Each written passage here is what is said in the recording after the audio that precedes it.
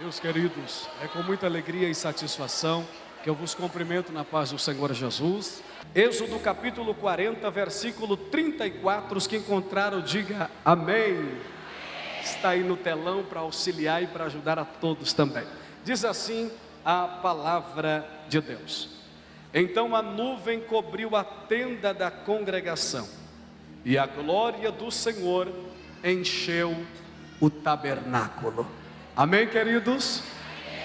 Glória a Deus. Meus irmãos e minhas irmãs, nós estamos diante de um texto sagrado, muito conhecido e muito familiar da Bíblia, pois este texto que nós acabamos de ler, fala-nos acerca do momento em que a nuvem do Senhor encheu ou cobriu o tabernáculo, e o tabernáculo foi cheio da glória de Deus.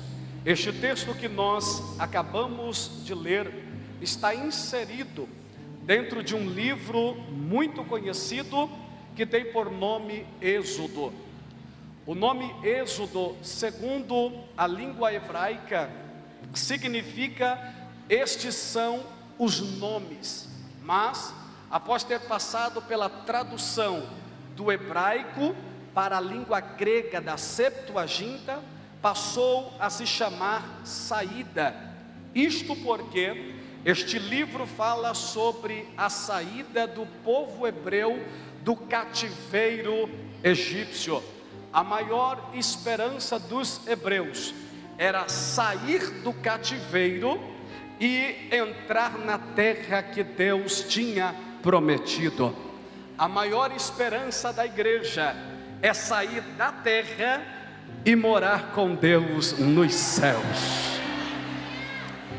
Este livro do Êxodo, ele faz parte de um grupo de 5 livros da Bíblia escritos por Moisés, conhecidos como o Pentateuco, mais familiar dos hebreus como a Torá.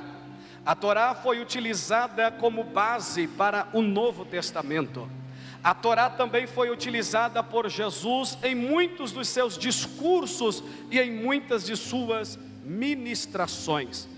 A divisão deste livro, ela se dá da seguinte forma: há pelo menos 3 grandes divisões aqui no livro do Êxodo.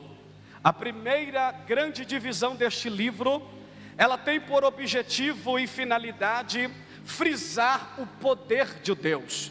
A maneira como Deus tirou o povo do Egito, a maneira como Deus livrou o seu povo da mão de Faraó, pois com mão forte Deus livrou o seu povo.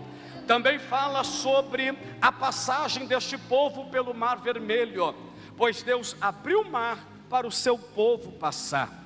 Também vai falar sobre a provisão de Deus, que enquanto eles peregrinavam pelo deserto, Deus supriu toda a necessidade do seu povo. Ou seja, a primeira parte, a primeira divisão, ela tem por finalidade frisar o poder de Deus sendo manifesto.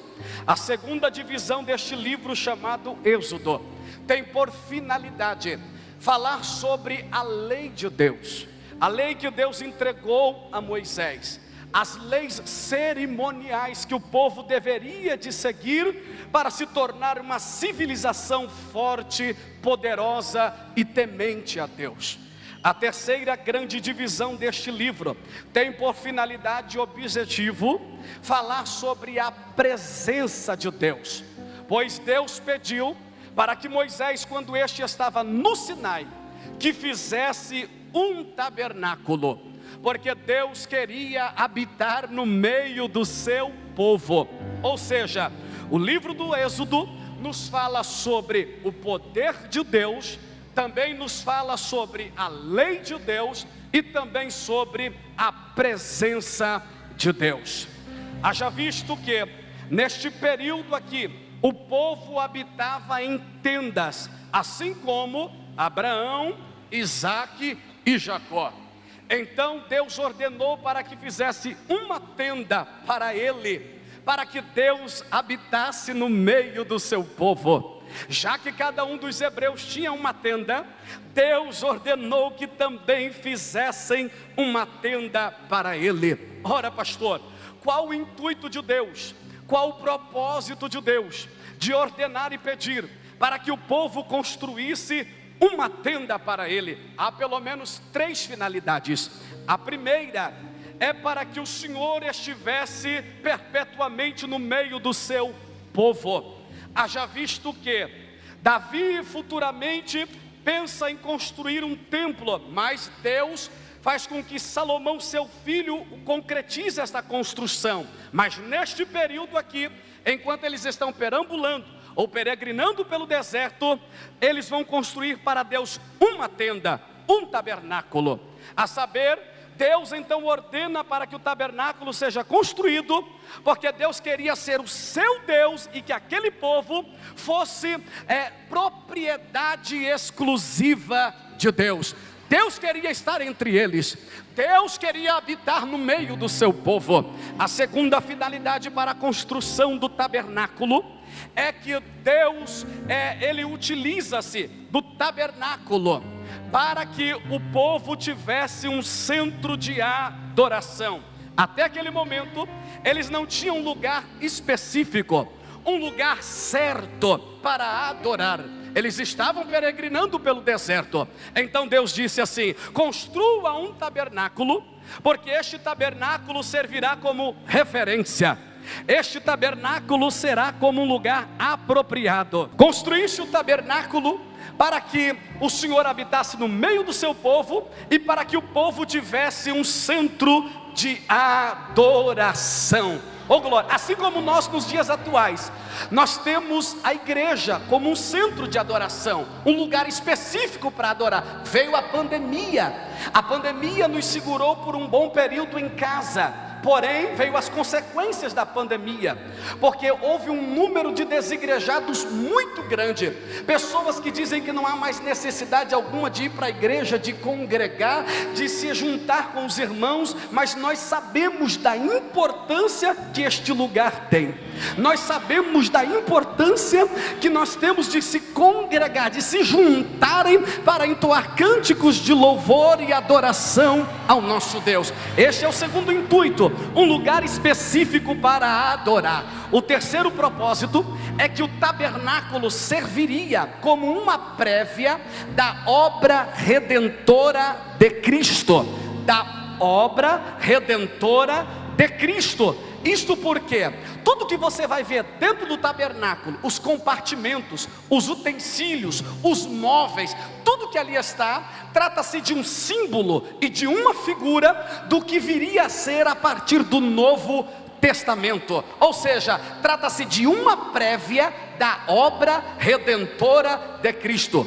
João capítulo 1 e versículo 14 vai dizer: e o verbo se fez carne e habitou entre nós. A palavra habitou significa tabernaculou, ou seja, assim como Deus na era do Antigo Testamento tabernaculou com o seu povo, Jesus na era do Novo Testamento tabernaculou com os homens. Ou seja, tratava-se de uma prévia da obra redentora de Cristo. E é sobre isso que eu quero pregar rapidinho, em rápidas palavras. Eu quero pregar sobre a tenda de Deus. Você pode repetir estas palavras? Diga: a tenda de Deus.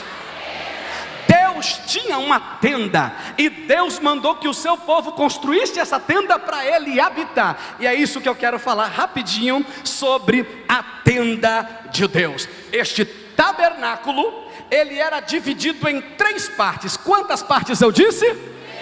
Está fraco, irmão. Quantas partes eu disse? Eita, é forte, Brasil. 3 grandes partes. Quais são elas, pastor? A primeira parte tratava-se do átrio. A primeira parte era o pátio externo, ou mais conhecido como o átrio. Quando você passava pela porta principal, porque só tinha uma porta, esta porta aqui já prefigura Jesus, porque Jesus no Novo Testamento vai dizer o seguinte: eu sou a porta, e quem entrar por mim salvar-se-á. Entrará e sairá e achará pastagem. Tinha uma porta, você passava por esta porta principal e se deparava com dois objetos. O primeiro objeto era o altar de sacrifício, ou o altar de bronze. O que se fazia neste lugar, pastor? Era oferecido o sacrifício. Todo hebreu que trazia o seu sacrifício a Deus, apresentava ao sacerdote, o sacerdote imolava e colocava o sacrifício sobre o altar, e era oferecido a Deus para a purificação de pecado. Ou seja, o cordeiro ali representava o indivíduo, ele era um substituto, ele morria no lugar de outrem. Este altar do sacrifício, ele também está prefigurando a cruz de Cristo. Ele aponta para a cruz de Cristo, porque a Bíblia diz que todos pecaram e destituídos estão da glória de Deus. Foi necessário que Deus enviasse o seu Filho amado Jesus para morrer por nós na cruz do Calvário. E quando Jesus principiou o seu ministério, a Bíblia diz que João olhou para ele junto com seus discípulos e disse o seguinte: eis aí o Cordeiro de Deus que tira o pecado do mundo. Oh querido, Jesus na cruz, ele pagou a nossa dívida. Jesus na cruz, ele rasgou a cédula que era contra nós. Jesus na cruz, ele nos comprou para Deus. Portanto, este altar do sacrifício, ele prefigura a cruz de Cristo. Só tem um detalhe, eu quero ver se você está ligado e vai dar um glória. Qual detalhe, pastor? É que o sacrifício do Antigo Testamento não cessava nunca. Tanto é que não existia uma cadeira para o sacerdote se sentar. Ou seja, entrava um, saía outro, e era contínuo a oferta de sacrifício. Mas Hebreus capítulo 10 vai dizer: e tendo Jesus oferecido um único sacrifício, ele se assentou à destra de Deus nas alturas. Oh glória! A partir de Jesus não é mais necessário derramar sangue ou matar animal, porque o Cordeiro de Deus se entregou na cruz. Quem pode levantar a mão e dar um glória ao nome do Senhor? Oh glória! O segundo objeto do átrio era a bacia de bronze. Pastor, o que é que fala a bacia de bronze? Ora, é porque a bacia de bronze servia como um ritual de purificação, para lavar as mãos ensanguentadas do sacerdote e para lavar os pés empoeirados com a areia do deserto. Tratava-se de um cerimonial das purificações. Pastor, e isto aqui prefigura e aponta para quê? Ora, se o altar do sacrifício aponta para a cruz de Cristo, a bacia de bronze aponta para a lavagem pela palavra.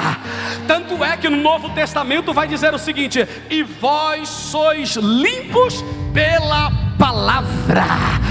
Efésios capítulo 5 vai dizer que o homem deve de respeitar a sua mulher e a sua mulher o seu marido, e tem que passar pela lavagem da palavra. Ou seja, o altar de sacrifício purifica o homem de uma vez por todas, mas a lavagem pela palavra vai limpando dia após dia, vai poldando dia após dia, porque com Deus é assim.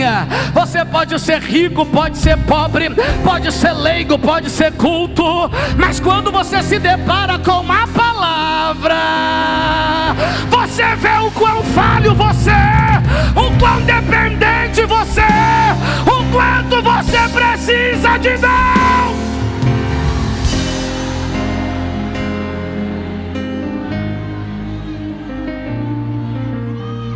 Alguns crentes precisam passar pela lavagem da palavra, porque depois que passa pela lavagem da palavra, Jesus muda algumas coisas na tua vida.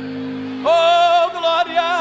Porque depois que passa pela lavagem da palavra, quem mentia não mente mais, quem roubava não rouba mais, quem passava rasteira não passa mais, quem fofocava não fofoca mais, quem mentia não mente mais. Por quê? Porque a palavra te pegou e te lavou.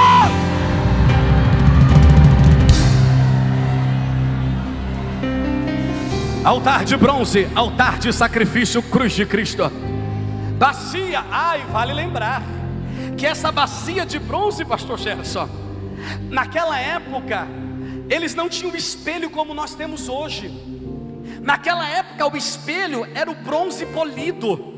Ou seja, quando eles olhavam para o bronze polido, refletia o reflexo de cada um deles. Quando o sacerdote ia para o cerimonial da purificação e lavar as mãos e lavar os pés, o que é que ele via, pastor? Ele via ele mesmo, o seu reflexo. Ele via a sua sujeira e a sua impureza. Oh glória, aleluia. É isso, irmão, quando você começa a ler a Bíblia, você fala, meu Deus, eu não sou crente não, né?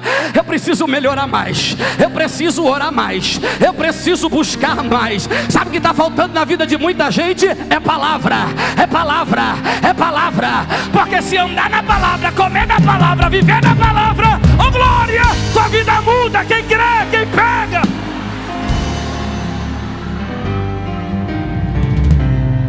O primeiro lugar é o átrio. Segundo é o lugar santo. E no lugar santo já não era qualquer um mais que podia entrar. No lugar santo somente o sacerdote entrava. No lugar santo você se deparava com 3 objetos. O primeiro era a mesa da proposição, contendo sobre a mesa 12 pães, representando as 12 tribos de Israel. Mesa fala de comunhão, e Deus falou assim: eu quero dentro do lugar santo uma mesa, porque eu quero ter comunhão com o meu povo. Os 12 pães, que representam as 12 tribos de Israel, fala do alimento, do suprimento, da providência. É Deus dizer, porque não podia faltar o pão. O pão servia para alimentar o sacerdote em pleno ofício sacerdotal, e o pão também simbolizava a providência de Deus para o povo. É Deus dizendo: enquanto este pão está na mesa, eu cuido do meu povo. Enquanto o pão está na mesa, eu supro a necessidade do meu povo. Enquanto o pão está na mesa, eu sou Deus que cuido do meu povo. Oh, prepara para melhorar teu glória, porque o bom é agora. E o que é, pastor? É que vai vir Jesus, lá no Evangelho de João capítulo 6, dizendo assim, ó: eu sou o pão vivo que desceu do céu. Oh, e quem vem a mim não tem fome. Por quê? Porque eu sou pão, eu sou pão, eu sou alimento.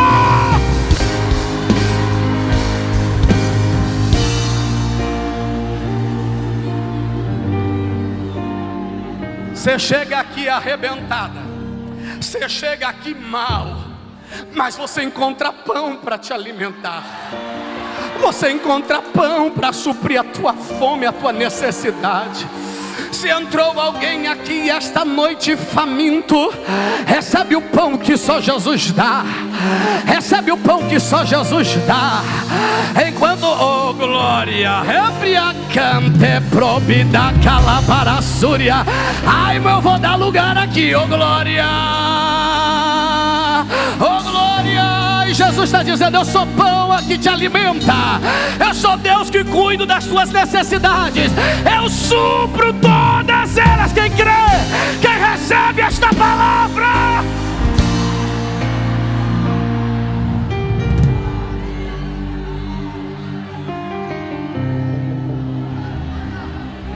Segundo, dentro do lugar santo, você se deparava com um candelabro de ouro, com castiçal ou a menorá. Ela tinha 7 hastes, 3 de cada lado e uma haste central. 3 com 3, 6 é o número do homem. mas com a haste central dava o número 7, o número de Deus. Este candelabro, ele iluminava o lugar santo, e enquanto a luz estava acesa no lugar santo, indicava que a presença de Deus estava lá dentro. E a única luz que tinha no lugar santo era através do candelabro. Aí vem Jesus, porque tudo aqui é símbolo, é sombra das coisas futuras, porque o novo sobrepõe o velho. Aí vem Jesus em João capítulo 8 dizendo assim, ó: eu sou a luz do mundo, e quem está em mim não está em trevas, mas tem nele está fraco, mas tem nele E a Bíblia diz no Evangelho de Mateus que aqueles que estavam assentados em trevas, raiou sobre eles uma grande luz, oh glória. Aí a Bíblia diz assim, ó, que quando Deus mandou a 9ª praga sobre o Egito, foi a praga de trevas, mas quando olhavam para a casa do povo de Deus, sabe o que eles viam? Luz. Era Deus dizendo: eu estou dentro da casa do meu povo, oh glória, oh glória. Sabe o que as pessoas veem quando olham para você? Luz.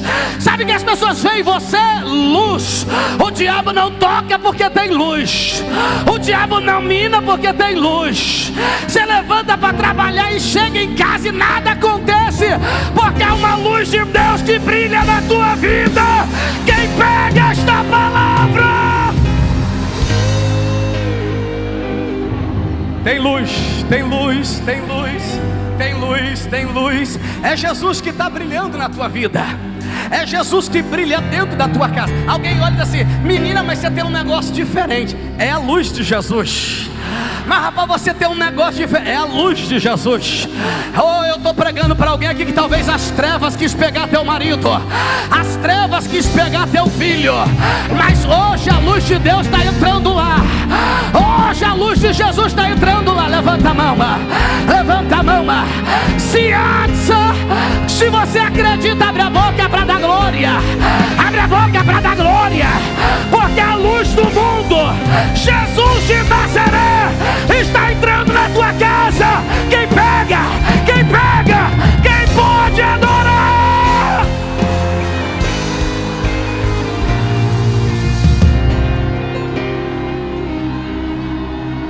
Olha a luz brilhando na cara de rostos de crente aí, ó. Olha a luz brilhando. O que é a unção? Não deixa faltar o óleo do castiçal. O que é o óleo, pastor? É o Espírito Santo. Não deixa faltar o combustível do candelabro. Se encha dele que a luz brilha. Se encha dele que a luz brilha. Se encha dele.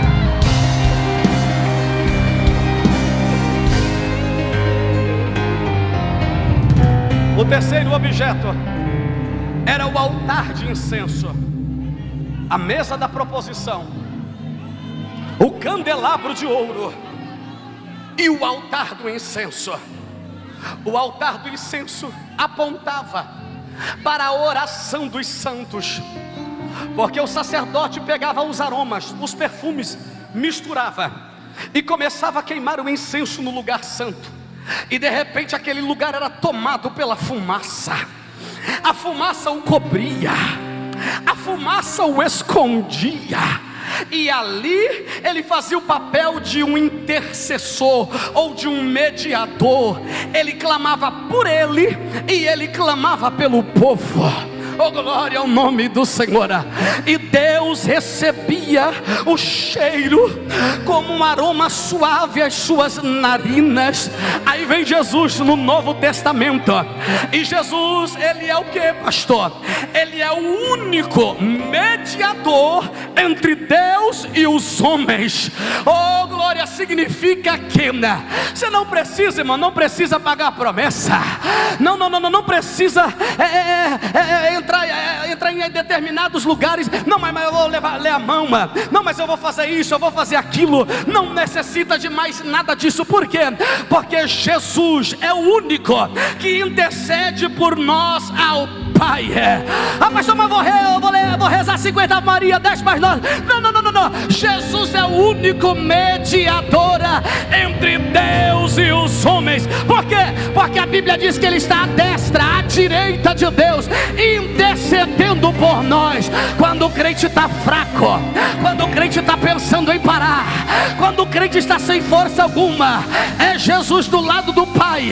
Quando o crente erra, o acusador chega e diz: já era, não tem jeito. Mas Jesus, que é o mediador, a destra de Deus, ele diz: Pai, foi por ele que eu paguei o preço na cruz, vamos dar mais uma chance.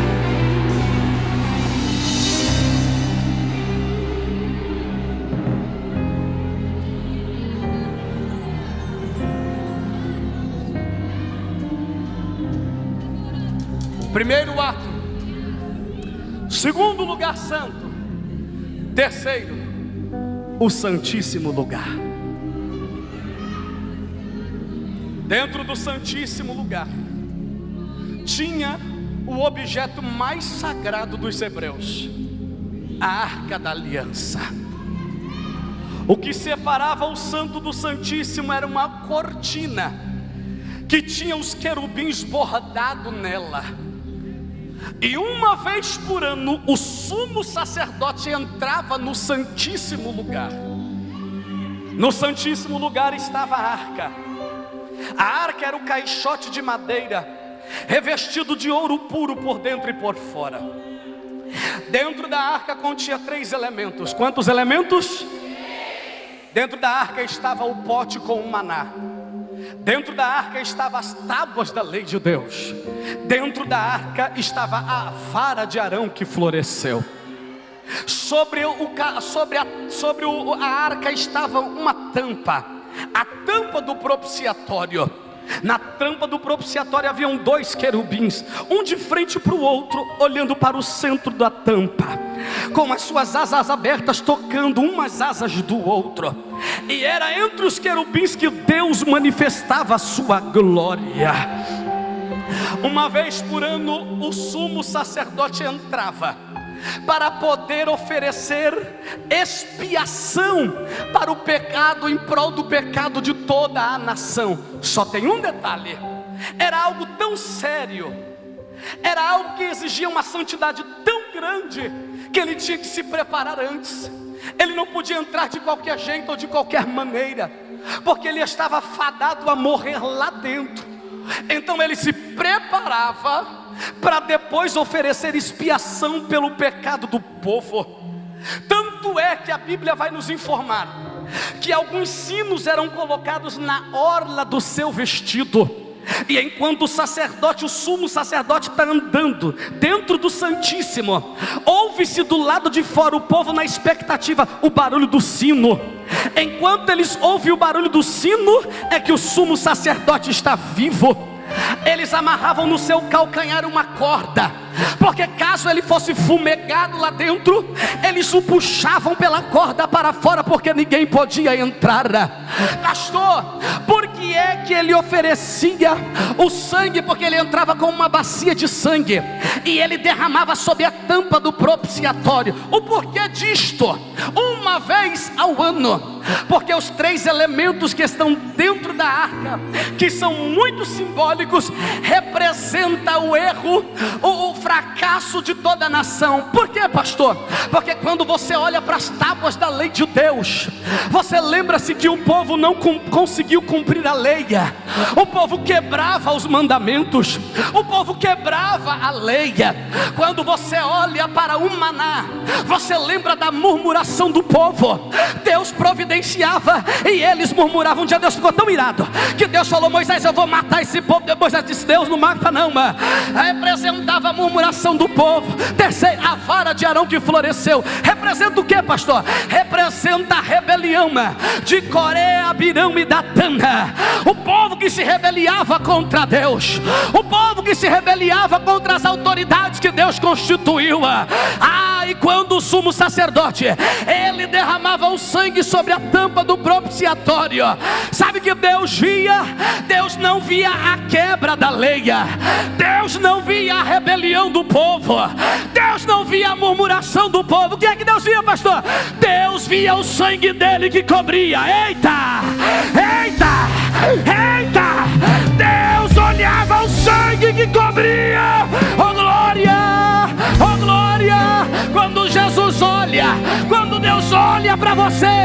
Ele vê a marca do sangue. Só quem tem a marca do sangue, levanta a mão. Levanta a mão, levanta a mão, levanta a mão. Só quem trouxe glória da glória. Só quem trouxe aleluia da aleluia. Eu vou te dar 30 segundos agora. Vem comigo na adoração. Vem comigo no glória. Vem comigo na exaltação. Quem pode adorar, adore Ele.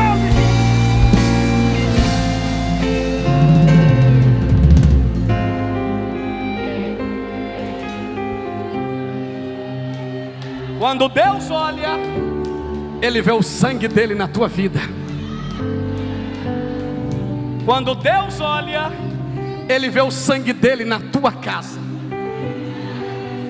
Na 10ª praga, que foi a morte dos primogênitos, a Bíblia diz que o anjo da morte passou, mas aonde tinha a marca do sangue, houve salvação e livramento.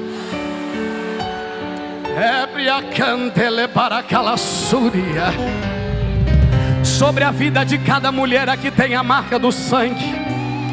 Oh, eu vou continuar profetizando. Sobre a vida de cada crente aqui tem a marca do sangue. Oh, sobre a tua vida tem a marca do sangue. Deus está dizendo: eu vou marcar tua casa, vou marcar tua família, vou marcar teu filho, vou marcar teu marido, e você e a tua casa vai servir ao Senhor.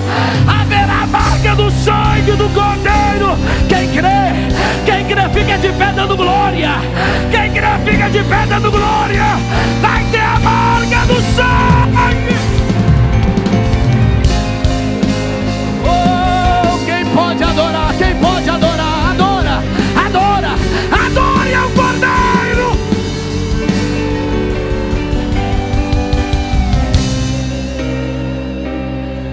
Oh glória,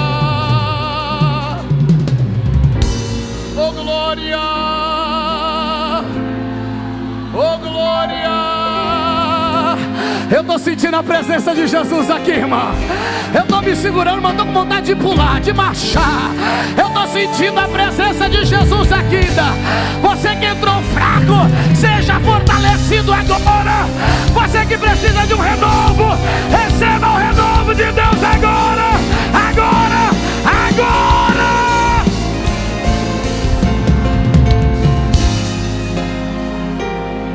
Ebre a candela súria. Ebria candele baracala barassuria. Oh glória, oh glória. Jesus está visitando casa de crente. Jesus está visitando família de crente. Oh glória. Tua família é do Senhor Jesus. Tua casa é do Senhor Jesus. Tem a marca do sangue. Tem a marca do sangue.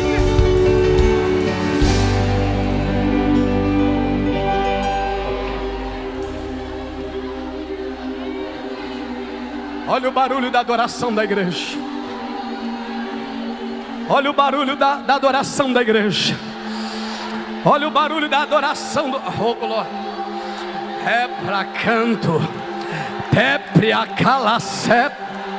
Cante que me dá calassúria. É barabara candele babara calabarai. Quem é da marcha entra na marcha. Quem é do manto, entra no manto. Oh, quem é batizado dá uma racha. Eita, eita.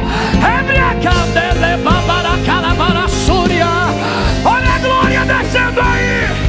Olha a glória descendo aí. Pega, pega.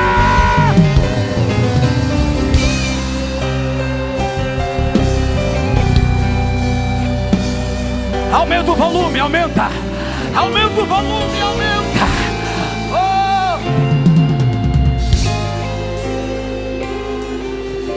Eu vim falar de Jesus. Eu vim falar da cruz de Cristo. Eu vim falar do sangue do Cordeiro.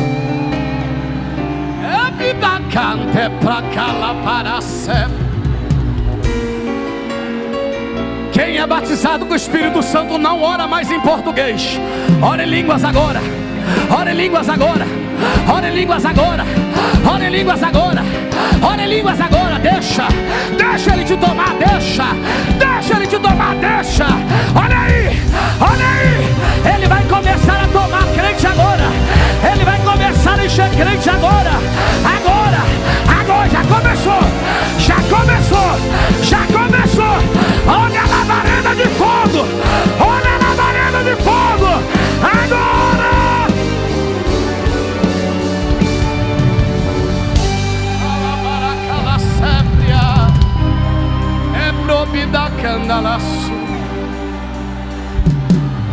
Olha a adoração da igreja. Olha, ninguém adora como a igreja. Olha o louvor e a adoração da igreja.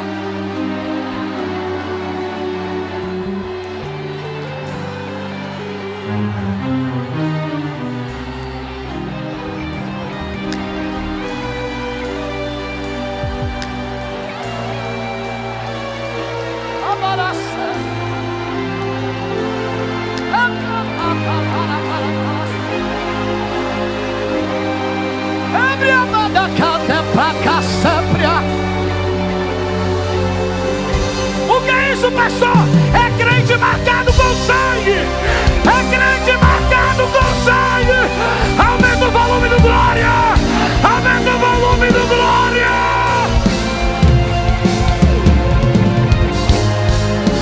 Oh, glória.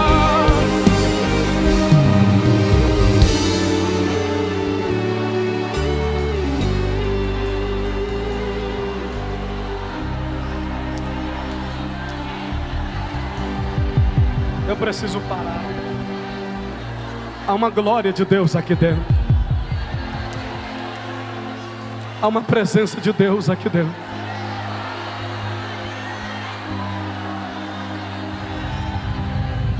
Tem alguma alma esta noite para Jesus?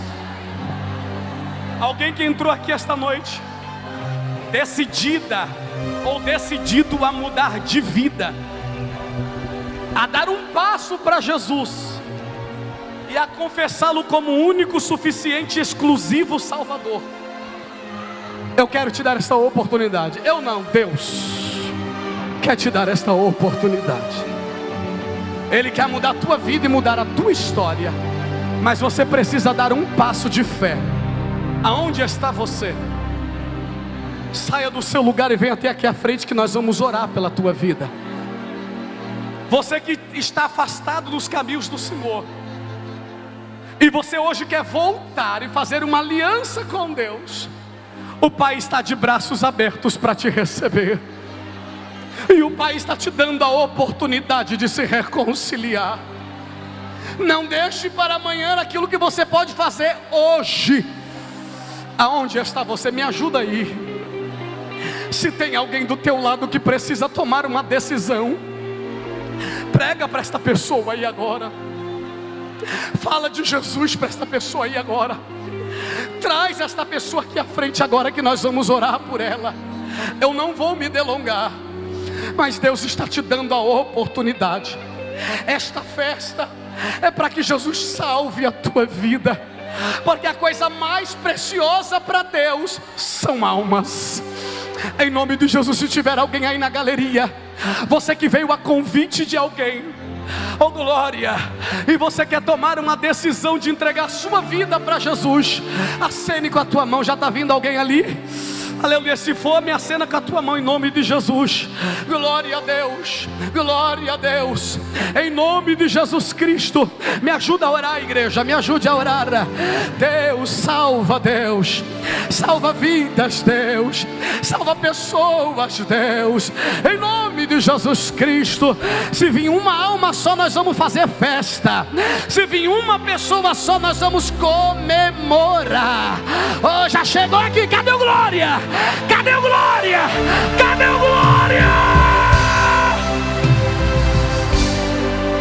Oh, glória! Aleluia! Cadê a segunda pessoa? Aleluia, nós vamos orar. Oh glória, aproveita essa oportunidade, aproveita esse momento, irmão. Não deixa para depois, chegar em casa você vai se arrepender. Olha o Pai te esperando aqui diante do altar. Olha o Pai de braços abertos aqui diante do altar. Se vir mais alguém, você vai fazer festa, irmão. Oh glória, é a segunda pessoa. Cadê o glória da igreja? Vem para frente, minha senhora. Oh glória.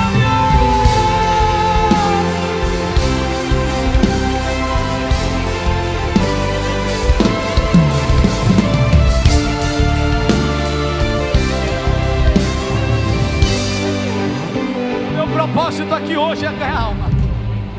Aonde está a terceira pessoa para Jesus? O Espírito Santo de Deus está lhe incomodando aí.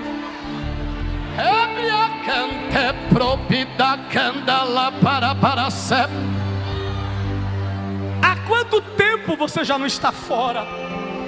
Há quanto tempo você já não está distante? Como você conseguiu até aqui? A nossa existência, a razão da nossa existência é Jesus. E Jesus está hoje dizendo: minha filha, chegou a hora de você voltar. Chegou a hora de você voltar, porque o meu altar é o teu lugar. Oh glória. Se aí na galeria tiver, desce correndo, venha, porque a igreja vai orar, vai orar. Tem mais uma aqui, ó. Cadê o glória?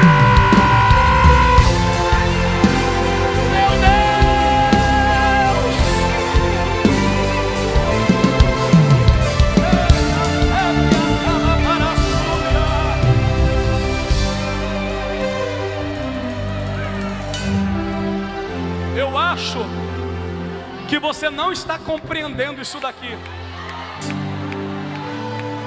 porque o teu barulho de glória está muito fraco. Sabe por quê? Porque com Deus é assim, ó. Se você falar assim: Deus, vou te dar uma mansão, sabe o que Deus vai falar? Eu tenho um palácio. Se você falar: Deus, vou te dar uma Ferrari, sabe o que Deus vai falar? Se eu quiser, eu viajo na asa de um anjo. Mas se você falar: olha aí, ó, mais uma alma para Jesus. Oh glória, mais outra alma.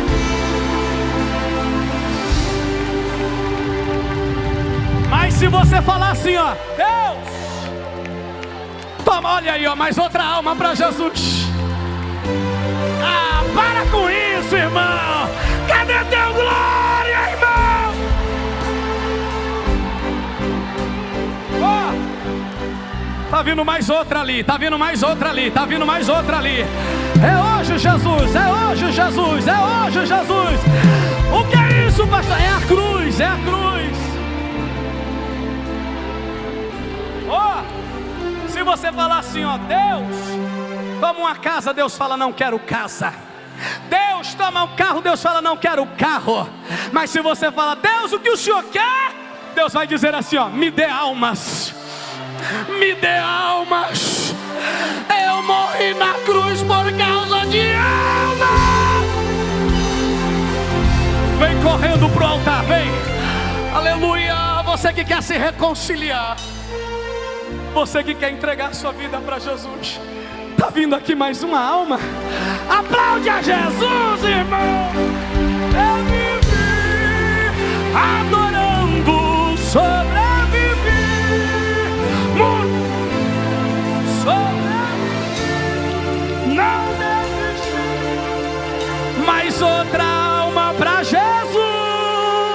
Sobrevivi, sobrevivi. Shirley, vem cá me ajudar. Sobrevivi. Deus cuida. Ele cuida. Ele cuida da tua casa, cuida da tua vida.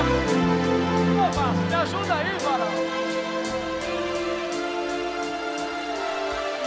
Está chorando diante do altar de Deus. Está em lágrimas diante do altar de Deus. Que coisa linda. Irmã, dirigente do Círculo de Oração, aleluia, vai atrás dessa mulher aí agora e traz ela para o altar de Deus. Oh glória, é noite de reconciliação, é noite de aliança com Deus. Não pode ficar do jeito que está. Corre pro altar hoje. O vento não me derrubou, o medo não me parou, a guerra me feriu, mas a experiência ficou.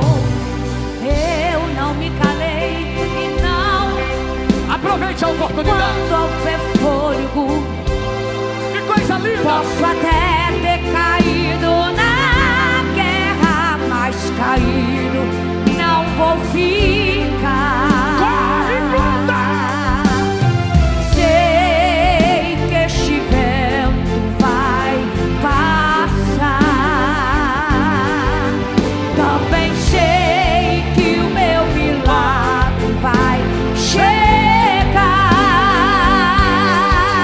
Deus conhece a minha história, Salva Jesus. sabe tudo Salva sobre Jesus. mim. Salva Jesus. É só olhar pra trás para ver quantas guerras já venci. Sobrevivi. E tá renovando, olha aí, tá renovando. Confiando, sobrevivi. Não desisti, Deus cuida de mim. Sobrevivi.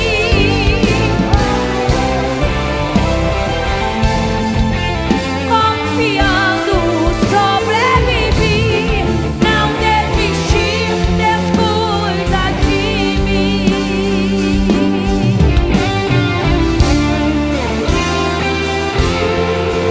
Ele cuida da tua casa, cuida da família, cuida do trabalho. Ele cuida da tua vida, cuida do ministério, cuida da saúde, cuida dessa igreja. Ele cuida de ti.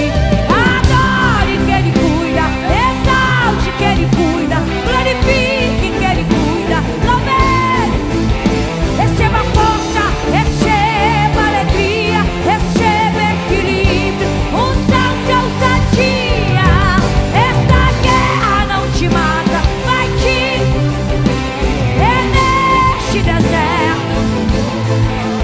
Se prepare, tem novidade chegando pra você. Deus dá força ao cansado, levanta o caído, exalte o humilhado. Ele cuida do ferido enquanto você adora Ele aqui. Ele cuida de tudo. Então adore que Ele cuida, exalte que Ele cuida, glorifique que Ele cuida. Se alguém perguntar como você venceu, você vai dizer assim: sobrevivi, sobrevivi, sobrevivi, não desisti, Deus cuida de mim. Sobrevivi, sobrevivi, sobrevivi, não desisti, Deus cuida de mim. Ele cuida de mim, Ele cuida de mim, Ele cuida de mim,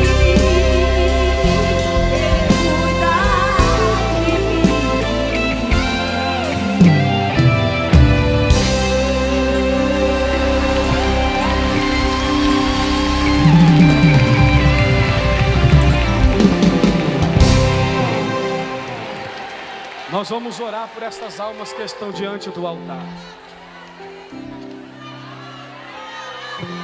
Olha que coisa linda.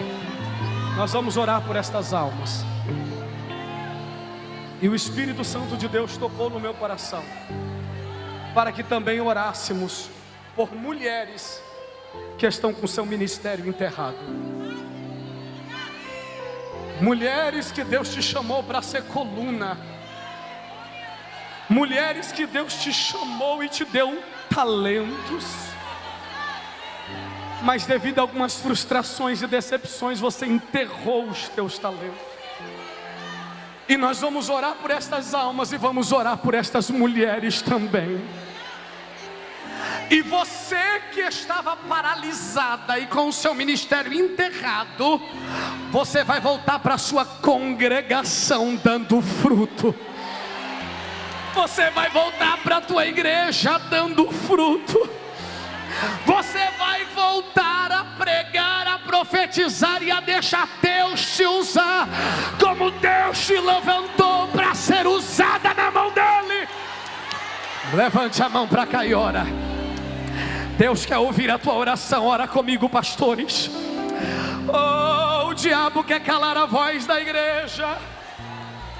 O diabo quer calar a voz do adorador. Oh, mas ele não pode. Deus, aqui estão estas almas diante do teu altar, e nós oramos por estas vidas que estão se entregando a ti. Tu és o Deus que perdoa os pecados. Tu és o Deus que purifica o ser humano de todo o pecado. Tu és o Deus que derrama o bálsamo, que cura, que limpa. Tu és o Deus que escreve o nome no livro da vida. Tu és o Deus de novas chances e novas oportunidades. E nós oramos por estas almas agora. Deus, nós também oramos por estas mulheres. Mulheres que estão com o ministério enterrado. Mulheres que estão paradas. Deus, que a partir de hoje essas mulheres voltem a florescer. Essas mulheres voltem a dar fruto. Em nome de Jesus de Nazaré. Se você acredita,